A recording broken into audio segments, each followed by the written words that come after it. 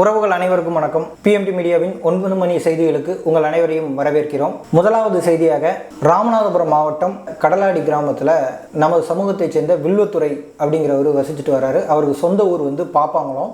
ஆப்பநாடு மறவர் சங்கத்தோட நிர்வாக குழு தலைவராக இருக்கிறாரு. அது போக கடலாடி தேவர் உறவின் முறை சங்கத்தோட தலைவராக 2 முறை இருந்திருக்கிறாரு. அவர் லாரி JCP வச்சு பிஸ்னஸ் பண்ணிக்கிட்டு இருக்காரு. இது வரைக்கும் அவர் மேலே எந்த விதமான ரிமார்க்ஸும் எந்த ஸ்டேஷன்லேயும் கிடையாது. அவருடைய பையன் BE பட்டதாரி, இன்ஜினியரிங் படிச்சுட்டு அப்பாவுக்கு உதவியாக தொழில் பண்ணிக்கிட்டு இருக்காரு. லாரி எடுக்கிறது, JCP எடுக்கிறதுன்னு வேலைகளை பண்ணிக்கிட்டு இருக்கிறாரு. அவரோட பேர் தமிழ்நாதன். அவர் கடந்த 3/1/2025 அன்று பார்த்தீங்கன்னா காலையில் அதிகாலையில் லிங்கபாண்டியம்மா அப்படிங்கிற ஒரு லேடி காவலர் பெண் காவலர் அவருக்கு கால் பண்ணி கடலாடி பக்கத்தில் EB பக்கத்தில் ஒரு லாரி எம்சாண்ட் அள்ளிட்டு வந்த லாரி பதிஞ்சுக்கிடுச்சு, அதை தள்ளி விடுறதுக்கு உங்கள் JCP வேணும் அப்படின்னு சொல்லி கால் பண்ணியிருக்கிறாங்க. இவங்க ஏற்கனவே பல பேருக்கு கால் பண்ணியிருக்கிறாங்க. ஆனால் அது அவங்க எடுக்கலைங்கிறதுனால உள்ளூர் லோக்கலில் உள்ள இவரை கான்டாக்ட் பண்ணியிருக்காங்க. சரி, ஒரு காவலர் கூப்பிடும்போது போகாமல் இருக்க முடியாது அப்படின்ட்டு இவரும் JCPயை கொண்டு போயிருக்காரு. அப்போ கொண்டு போன இடத்துல அந்த இடத்துல எம்சாண்டுக்கு பதிலாக மணல் கீழே தட்டி கிடந்திருக்கு. மணலை கீழே தட்டிட்டு வண்டியை எடுக்க ட்ரை பண்ணியிருக்கிறாங்க. வண்டியை எடுக்க முடியலை. அதனால் இதை நான் எடுக்க மாட்டேன் அப்படின்னு சொல்லிட்டு அங்கேருந்து JCPயை எடுத்துகிட்டு வந்துடுறாரு. இது எத்தனை மணிக்கு அவங்க கால் பண்ணாங்க, எத்தனை மணிக்கு அவங்களோட வீட்டில் இருந்து வண்டி வெளியில் போச்சு அப்படிங்கிறதுக்கு CCTV ஆதாரங்கள் எல்லாமே இருக்குது. அவர் அந்த மாதிரி தட்டிட்டு வெளியில் வந்துடுறாரு. அப்போது எதிரில் கடலாடி ஸ்டேஷனில் உள்ள கஜேந்திரன் அப்படிங்கிற SSஐயும் சுரேஷ் பாலாஜி அப்படிங்கிற ஒரு டிரைவர் வாகனத்தை இயக்கிட்டு 2 பேரும் வராங்க. அப்போ 2 பேரும் வரும்போது அவங்க எங்கே போயிட்டு வரீங்க தம்பி அப்படின்னு சொல்லி கேட்குறாங்க. அப்போ இந்த மாதிரி இந்த அம்மா கூப்பிட்டாங்க, நான் போனேன், வண்டியை தள்ளி விடாமல் வந்துட்டேன் அப்படின்னு சொல்லிடுறாங்க. அப்போ இந்த தகவலை 2 பேரும் இன்ஸ்பெக்டருக்கு தகவல் கொடுக்குறாங்க. கடலாடி இன்ஸ்பெக்டர் பேர் முத்துப்பாண்டி. அவருக்கு தகவல் கொடுத்துட்டு, சரிப்பா நீ அவங்க அல்லதாவே இருக்கட்டும், அந்த வண்டியை பிடிச்சு போடணும், நீ அந்த மண்ணள்ளி அந்த லாரியில் தட்டி அந்த லாரியை கயிறு கட்டி இழுத்து கொண்டு ஸ்டேஷனில் மட்டும் விட்டுரு அப்படின்னு சொல்கிறாங்க. இந்த சம்பவம் எல்லாம் பகலில் 6 to 8 மணிக்குள்ள நடக்குது. அந்த பகுதிகளில் உள்ள CCTV காட்சிகளை ஆராய்ஞ்சாலே தெரியும். அப்போ அங்கேருந்து எடுத்துகிட்டு வண்டி அங்கே கொண்டு விட்டுருந்தாரு. கடைசியில் அவரோட வண்டியும் லாக் பண்ணுறாங்க. உள்ள மணல் அள்ளின மாதிரி லாக் பண்ணுறாங்க. என்ன காரணம் அப்படின்னு பார்க்கல, இவங்க அந்த ஊரில் பிஸ்னஸ் பண்ணிகிட்டு இருக்காங்க. லாரி JCP வச்சு பிஸ்னஸ் பண்ணிகிட்டு இருக்காங்க. கடன் வாங்கி தான் பிஸ்னஸ் பண்ணுறாங்க. அந்த JCPக்கு கூட மாதம் 55,000 ரூபா EMI கட்டிக்கிட்டு இருக்கிறதா சொல்கிறாங்க.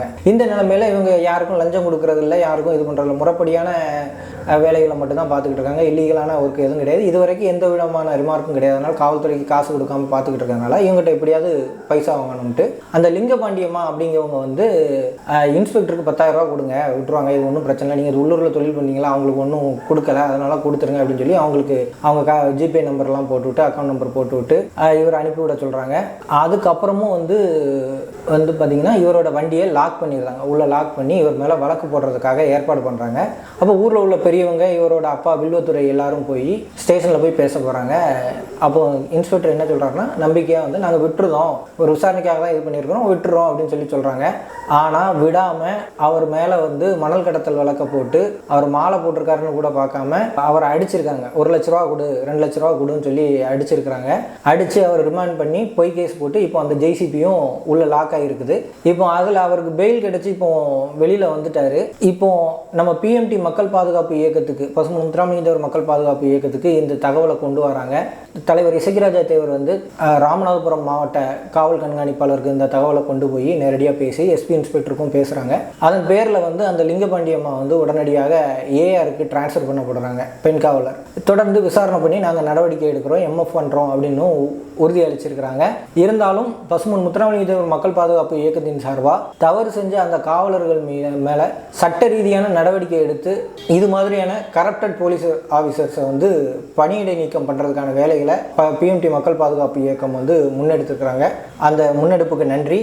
இது மாதிரியான தவறுகள் நடக்கும்போது நமது சமுதாயத்தில் யாராவது ஒருத்தர் உழைச்சி முன்னேறி ஒரு இடத்துக்கு வரணும்னு நினைக்கும் போது இது மாதிரியான காவல்துறை அதிகாரிகள் ஒருதலை பட்சமாக அவங்க மேலே நடவடிக்கை எடுக்கிறத ஏற்றுக்கிட முடியாது. சட்ட ரீதியாக அதை எதிர்கொள்கிறதுக்கு எல்லாரும் தயாராக இருங்க. அதுக்கு விழிப்புணர்வுக்காக தான் இந்த பதிவு. இன்னைக்கு இன்னைக்கு வந்து சட்ட ரீதியான நடவடிக்கைகள் எடுக்கிறதுக்காக நம்ம பிஎம்டி மக்கள் பாதுகாப்பு இயக்கத்தின் சார்பாக வழக்கறிஞர்களை தொடர்பு கொண்டிருக்கிறாங்க. சட்ட ரீதியான நடவடிக்கைகள் தொடரும் அப்படின்னு சொல்லி நம்ம எதிர்பார்க்கலாம். அடுத்ததாக இன்னொரு முக்கியமான செய்தி, மதுரை மேல்மங்கலத்தை சேர்ந்த தனித் என்ற தனபாண்டியன் அப்படிங்கிறவரை வந்து ஏற்கனவே அவர் மேலே பல குற்ற வழக்குகள் இருக்குது. அந்த வழக்குகள்லேருந்து திருந்தி இப்போ நல்லபடியாக வாழ்ந்துக்கிட்டு இருக்காரு. அவரை வந்து தனிப்படை காவலர்கள், மதுரை காவல் கண்காணிப்பாளர் அவர்களுடைய தனிப்படை காவலர்கள் கைது பண்ணி கொண்டு போனதாக சொல்கிறாங்க. அவர்களோட உறவினர்கள் முன்னிலையிலேயே TN64G1226 அப்படிங்கிற வாகனத்தில் அடித்து கொண்டு போயிருக்கிறாங்க. அவருக்கு வந்து உயிருக்கு பாதுகாப்பு கொடுக்கணும் அப்படின்னு சொல்லி அவங்களோட குடும்பத்தார் வந்து காவல்துறையை அணுகி இருக்கிறதா வாட்ஸ்அப்பில் ஒரு தகவல் பரவி இருக்குது. அவரோட உயிருக்கு எந்த பாதுகாப்பும் இருக்கக்கூடாது, கைகால்கள் உடைக்கிறதோ இல்லை அவர் மேலே மனித உரிமை மீறலில் ஈடுபடுறதோ இல்லை அவர் மேலே ஏதாவது பொய் கேஸு பிட்டப் கேஸு போடுறதோ இருக்கக்கூடாது அப்படிங்கிறத நம்ம சமுதாய அமைப்புகள் அனைத்தும் கோரிக்கையாக வச்சுட்டு வராங்க.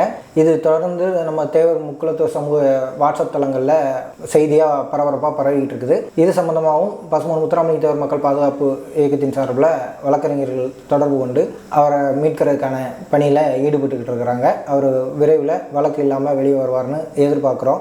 நேற்று இரவு JK என்கிற ஜானகிராமன் அப்படிங்கிற தொழிலதிபர், அவருடைய மகள் ஹதியா நாச்சியார், நமது சமுதாயத்தைச் சேர்ந்தவர், அவருடைய பிறந்தநாள் விழா வந்து AVRME ஸ்டூடியோவில் சென்னையில் வெகு விமர்சையாக கொண்டாடப்பட்டிருக்கு. அதில் பசுமன் முத்துராமலிங்க தேவர் மக்கள் பாதுகாப்பு இயக்கத்தோட தலைவர் இசைக்கிரேச தேவர் மற்றும் இயக்க நிர்வாகிகள் கலந்துக்கிட்டு அந்த குழந்தையை வாழ்த்தியிருக்கிறாங்க.